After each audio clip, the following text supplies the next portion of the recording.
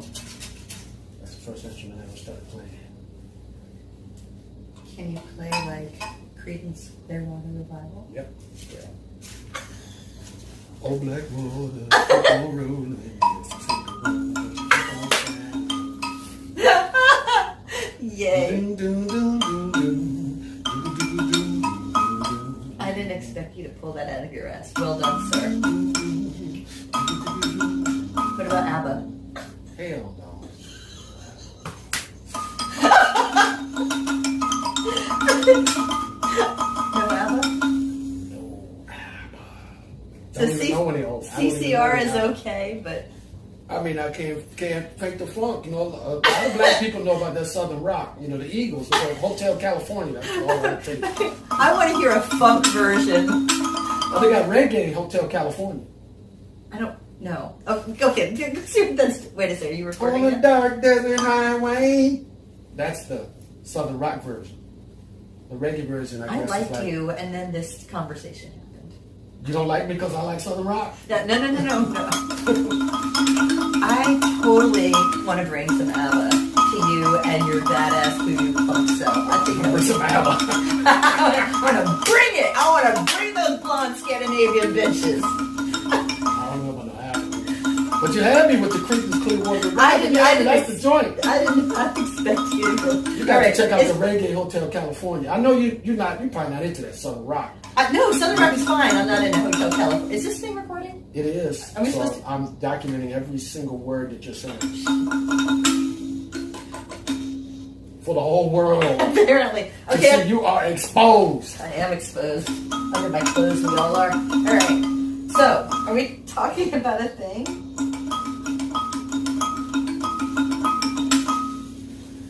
Yeah. Well, you know, I was saying in part one, before we had the tequila. Oh, tequila. Yeah. All right.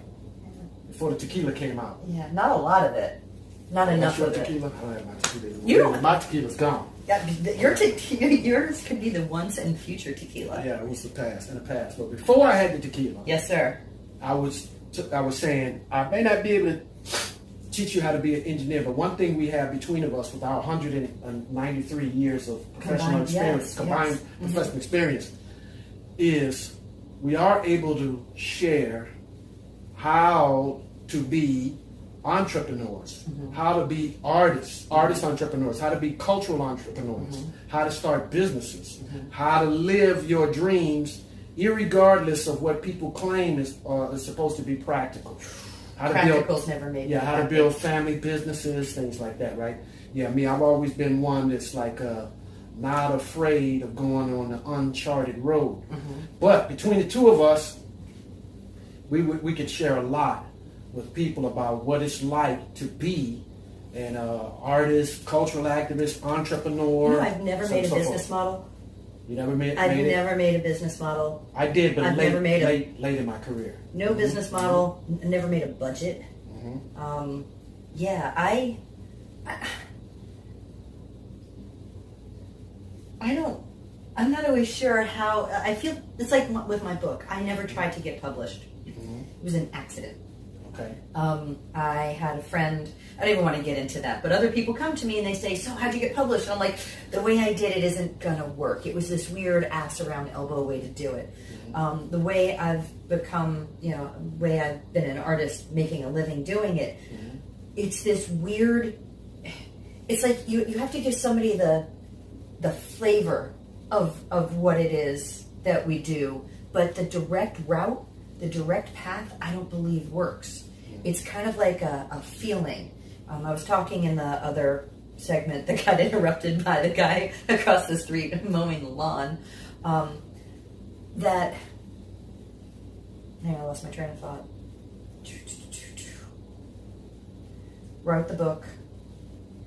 You will go on the indirect route Go in the indirect route. to creating a life of your dreams, whatever that is. Oh yeah, being vulnerable. That's what I was talking about. Yeah, I was talking in the other segment about being vulnerable and being fearless. And one of my favorite things that I have so much respect for somebody that says, "I don't know."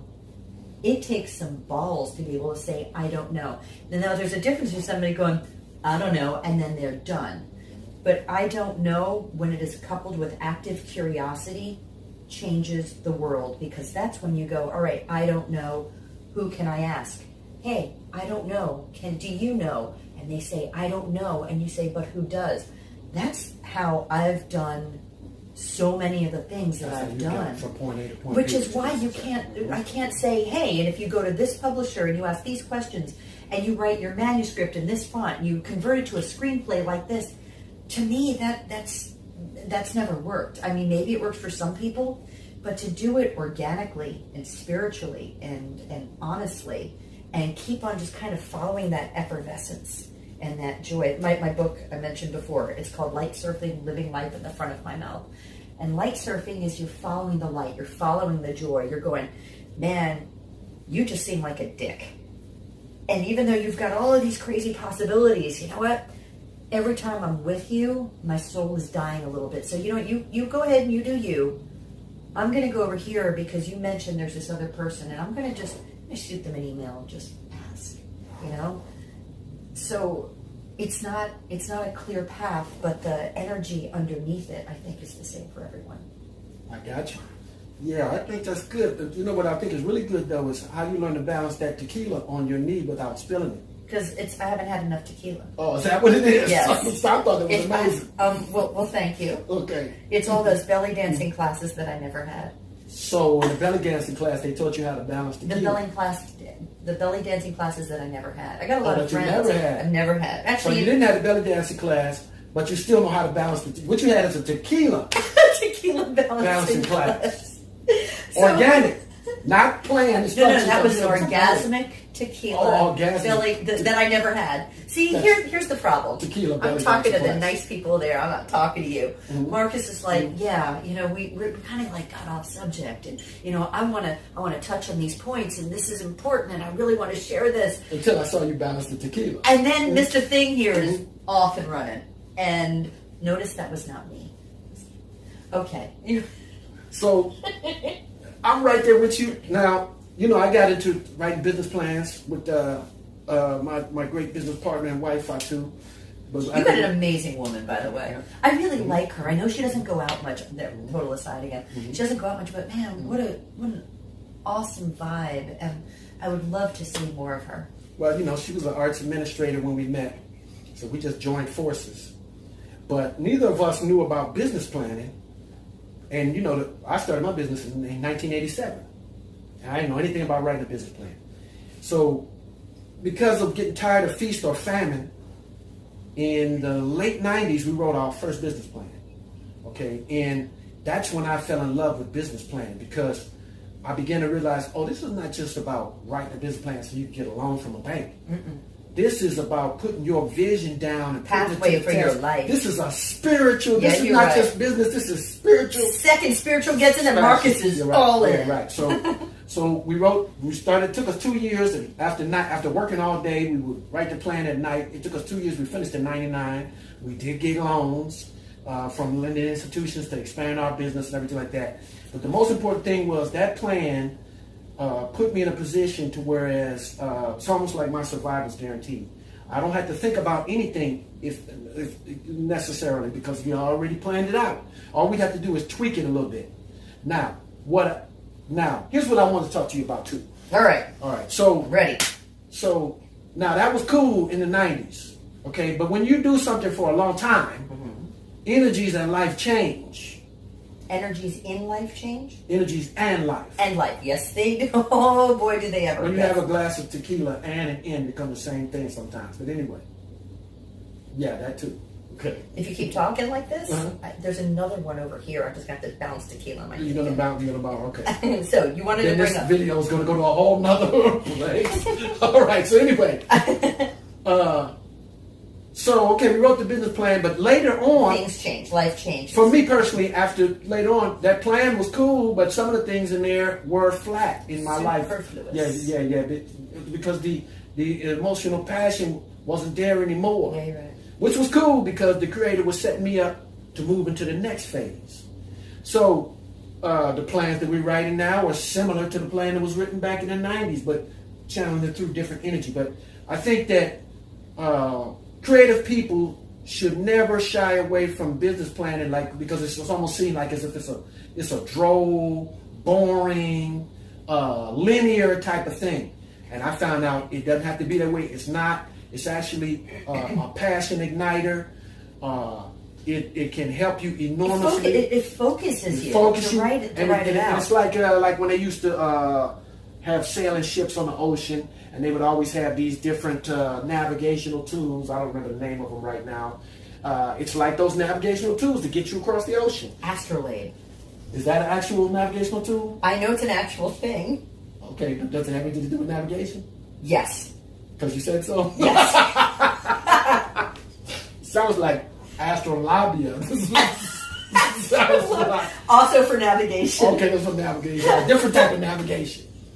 Across a different type of ocean. Oh my God. It is across an ocean. Okay. Motion in the ocean, all that. Oh my God, really? Oh wait, there it is! Motion in the ocean. Okay, hang on a second. Right. Yeah, well, I agree with what you're saying. For some reason, though, maybe because of this conversation, I'm going to start doing stuff like that. But I never did that. I did write down things that I loved and the kinds of things I wanted to do, but I did not have the specific beats. Well, you did it organically because you did it very organically. If I don't know how to do a thing, then I went and found somebody who knows how to do it, and you learn from them. That's a type of planning. So, it doesn't necessarily have to be one way, but the thing that I liked about the business plan structure was it made you think about this thing in a kind of 360-degree way. And then when I combined that in '97, there's a great architect named Maurice Jenkins who gave me the book Powers of Your Subconscious Mind by Dr. Joseph Murphy.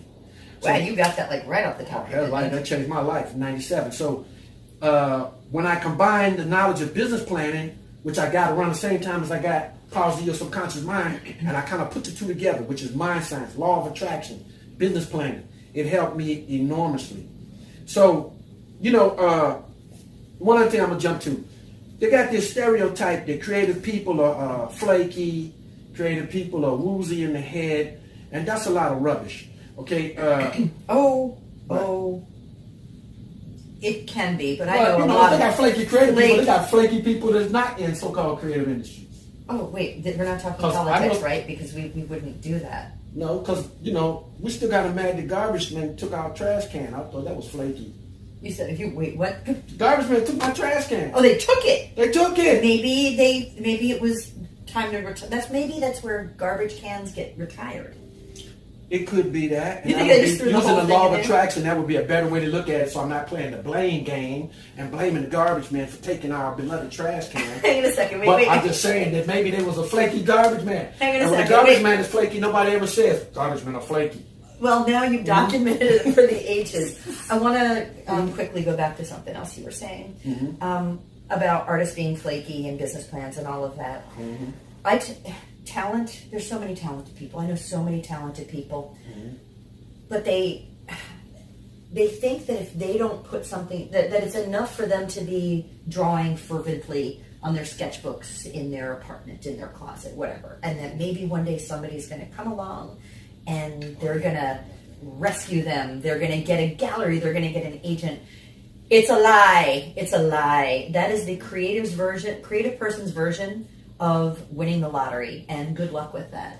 And that's one of the things that I figured out early on. It wasn't really necessarily a business plan, but it was a realization, because I was barking up those trees. I was sending out my portfolio to ad agencies, and I was walking all over the streets of New York just trying to meet people and show my work, and nothing happened. I needed to put it upon myself to do the thing. And so we're coming at the same point from two different directions. But anyhow, you were on a tear. You put me on. No, you put me on it because that's why I like the term artist entrepreneur.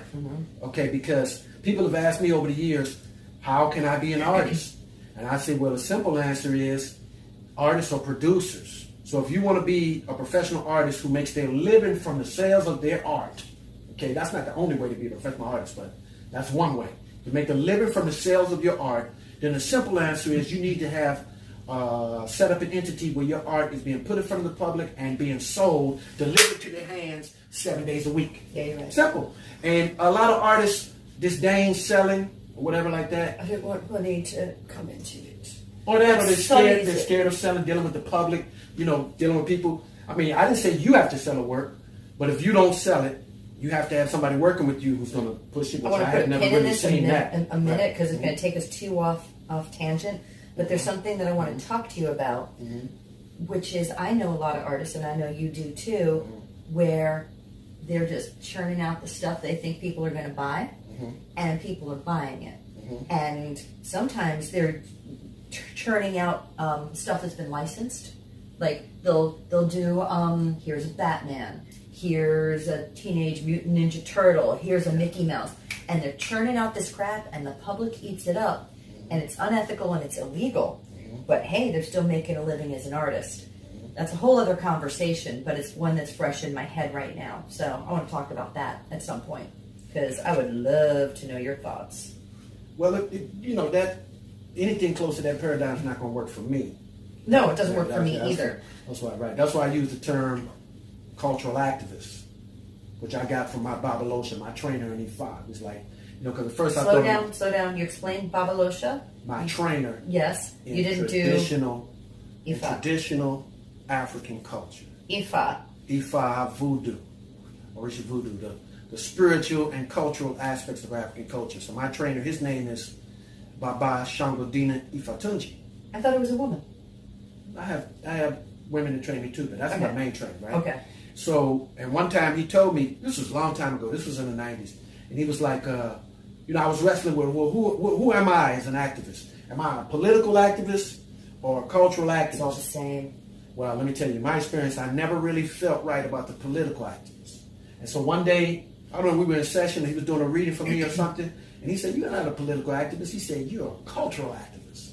As soon as he said that, it was like, whoa, you know, lights started shining in the room and everything. My blood pressure went down, you know what I'm saying, like that. Cool. And ever since what a blessing that you have people like that. I've got a number, I call them gurus. Yeah. And then when I've said that to them, they roll their eyes and they say, no, and I'm just talking. Right. And because I thank them. I say, wow, and I've learned so much. And one of the cool things is that a number of them have come back to me and they say that now they're watching me to learn things, which is awesome. But when you talk about these people, I don't hear it going the other direction. And maybe it does, but that's not what you've talked to me about. I am so envious of you being in a tradition where there is a clear line. I know you got people under you. What is the word that you said? That because you are their teacher. What is the word that you said again? They are your trainer. What was the other word?